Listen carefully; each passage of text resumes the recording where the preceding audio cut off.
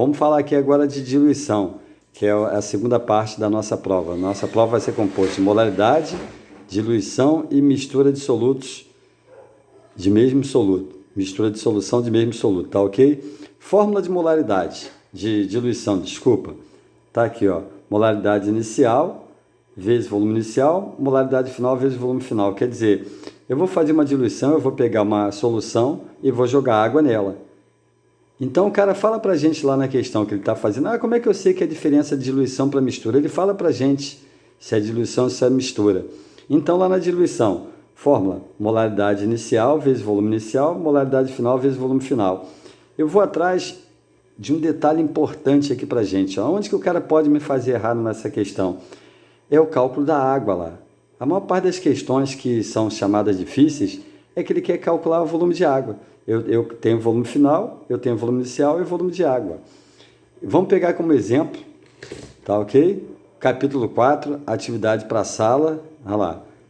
Questão 4, tá ok? Então, ó, capítulo 4, atividade para a sala, questão 4, que é uma questão da UERJ também. Ele já começa falando ó lá em diluição. Quer dizer, eu coloquei em vermelho as partes para chamar atenção, que é lá, volume inicial, a molaridade inicial, e ele quer o volume de água, chamei atenção lá, ele quer o volume de água. E ele dá para a gente também o volume final aqui, ó. Então, fórmula de diluição, molaridade inicial, molaridade final, volume final. Vou buscar no texto as informações, olha lá, a molaridade inicial 0,4, volume inicial 100 ml, molaridade final 0,04, volume final é a pergunta. É o que eu preciso calcular, aliás. A pergunta tá lá a pergunta, olha lá, o volume de água. Essa é a pergunta que ele quer fazer, ó, o volume de água. Mas como é uma diluição, eu vou para a fórmula de diluição, pego as informações lá, busco as informações lá, substituo na fórmula.